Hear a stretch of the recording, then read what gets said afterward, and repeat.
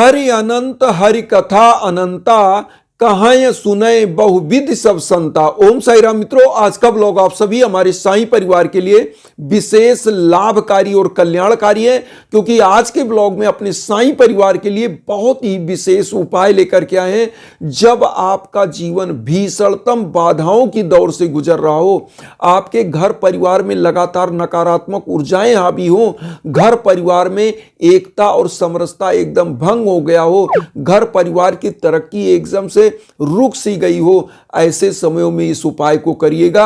आपके घर परिवार की तरक्की को दिन दूना रात चौगुना या बढ़ाता है, क्योंकि यह साईं बाबा के जल प्रसादम का उपाय है। इस उपाय को आप घर में कर सकते हैं, बना सकते हैं। कैसे कर सकते हैं यह पूरा उपाय हम आपको बताएंगे, लेकिन यहां पर एक चीज जान लीजिए, इसका लाभ क्या क्या है। जल प्रसादम का यह उपाय करने से आपके घर में अगर कोई नकारात्मक ऊर्जा बैठ गई है और आपके घर परिवार की तरक्की को रोक दिया है, तो यह आपकी तरक्की को स्टार्ट करता है।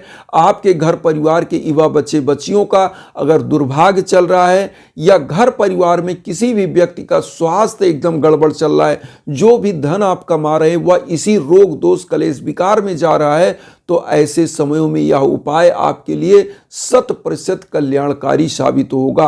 एक चीज यहां पर और कहेंगे, बाबा को कोई भी उपाय करिए तो दो चीज ध्यान रखिएगा, सच्ची श्रद्धा और सबरी, क्योंकि कहा गया है विश्वासम फलत सर्वदा।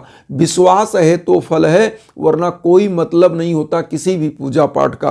तो यहां पर आप ध्यान रखिएगा कि सच्ची श्रद्धा और सबरी के साथ आप इस उपाय को करिए। और यह उपाय गुरु तत्व का उपाय है। आपने गुरुत्वाकर्षण नाम सुना होगा, गुरुत्वाकर्षण बल, ग्रेविटेशनल फोर्स।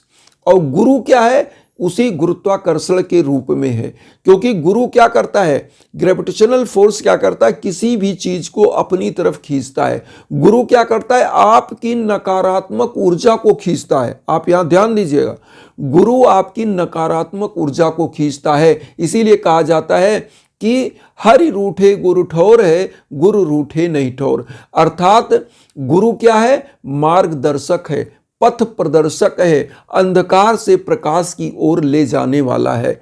जो भी व्यक्ति गुरु की आराधना इस कलयुग में करता है, उसका सदैव जीवन सुख समृद्धि से भर जाता है और उसको 100% सफलताएं हर क्षेत्र में प्राप्त होती है।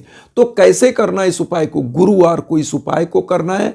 गुरुवार को आप क्या करिए? ब्रह्म मुहूर्त में उठ जाइए, सुबह सुबह 4 से 5 बजे के बीच, और दैनिक क्रियाकलाप से निवृत्त होने के बाद आप नहा धो करके स्वच्छ वस्त्र धारण करिए। स्वच्छ वस्त्र धारण करके आप कुछ तैयारी कर लीजिए, पीला पुष्प ले लीजिए, घी का दीप ले लीजिए, धूप बत्ती ले लीजिए, और यहाँ पर तांबे का लोटा या पीतल का लोटा, इन दो धातुओं में से कोई एक धातु का आप लोटा लीजिए, पात्र जिसमें आपको जल लेना है।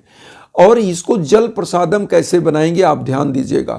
वैसे तो बाबा को जब आप जलाभिषेक कराते हैं सुबह सुबह, उनको दुग्ध से, मधु से, और उसके बाद जल से और पंचामृत बनाकर स्नान करते हैं, उसके बाद जब फिर से उनको जल से स्नान करते हैं तो वह भी ले सकते हैं। लेकिन हम यहाँ आपको कह रहे हैं, मान लीजिए आपको जो जल प्रसादम का बहुत इजी उपाय हम बता रहे हैं। अगर शिरडी साईं बाबा की ऊदी आपके घर में है, जो बाबा के शिरडी में आपको ऊदी मिलती है पैकेट वाली, जो हम आपको स्क्रीन पर दिखा दे रहे हैं, ये वाली ऊदी, अगर आपके पास वो ऊदी नहीं है तो आपको डिस्टर्ब होने की जरूरत नहीं है, चिंता की कोई बात नहीं है। आप जल ले लिए तांबे या पीतल के लोटे में, आप क्या करिए, जो बाबा को डेली धूप बत्ती अगरबत्ती जलाते हैं उसी की थोड़ी सी ऊदी, राख, विभूति जिसे बोलते हैं, उसी जल में मिला लीजिए। शिरडी की ऊदी है तो भी उसी में थोड़ा सा मिला लीजिए जल में। उसमें 5 तुलसी का पत्ता डाल दीजिए लोटे के जल में। अब क्या करना है, आपको साईं बाबा के सम्मुख पीला पुष्प लेके दोनों हाथों में अपनी मनोकामनाएं बोलिए कि प्रभु हमारे घर परिवार को सुख समृद्धि दीजिए, हमारे घर परिवार की नकारात्मक ऊर्जा को दूर करिए। बाबा के श्री चरणों में पुष्प अर्पित करिए, बाबा को पीला चंदन लगाइए, वही चंदन स्वयं लगाइए, और एक मंत्र का एक माला जप करिए। मंत्र क्या है? ओम सर्वमंगल कराय नमः, जो हम आपके स्क्रीन पर दे रहे हैं, ओम सर्व मंगल कराय नमः। इस मंत्र को हमने कई बार दिया है। यह मंत्र बहुत ही विशेष है। समस्त प्रकार के मंगल करने वाले साईं स्वयं आपके इन कामनाओं को सुनते हैं और आपका समस्त प्रकार का मंगल होता है, समस्त क्षेत्रों में मंगल होता है, सफलताएं आपको मिलती हैं। तो एक माला इसका जप करिएगा, ओम सर्वमंगल कराय नमः। और उसके बाद आपको करना क्या है, जल प्रसादम जो है, अब इसका उपाय समझिए। जो लोटे का जल लिया, सबसे बढ़िया और सबसे मजबूत उपाय यह है जो आपको अमृत तुल्य जीवन प्रदान करता है, आपके मार्ग को प्रशस्त करता है, घर की नकारात्मक ऊर्जा को दूर करता है। करना क्या है, आपको इस जल को पूरे घर में छिड़कना चाहिए, पूरे घर में छिड़किए। और उसके बाद जो व्यक्ति बीमार चल रहा हो उसको 1 चम्मच इसका चरणामृत, पूरे परिवार को मैं तो कहता हूं चरणामृत के रूप में इस जल को दीजिए। सुबह सुबह पूजा करने के बाद जिन बच्चे बच्चियों का दुर्भाग्य चल रहा उनको दीजिए, स्वयं भी इसका 1 चम्मच पान करिए। और मैं कहता हूं कि आपके जीवन के समस्त दुर्भाग्य दूर होंगे, आपके घर की नकारात्मक ऊर्जा दूर होगी, क्योंकि गुरु जहां होता है वहां कभी अंधकार नहीं होता है, गुरु जहां होता है वहां कभी अज्ञान नहीं होता। इस जल को उन बच्चों को भी आप पान करा सकते हैं जिन बच्चों का दिमाग पढ़ाई लिखाई में नहीं लगता, उनका दिमाग जो है कंसंट्रेट नहीं होता, उनको भी दीजिए। तो उनके जीवन में गुरु तत्व का प्रभाव आता है और उनका जीवन सदैव शिक्षित हो जाता है और वह शिक्षा की तरफ आगे बढ़ते हैं।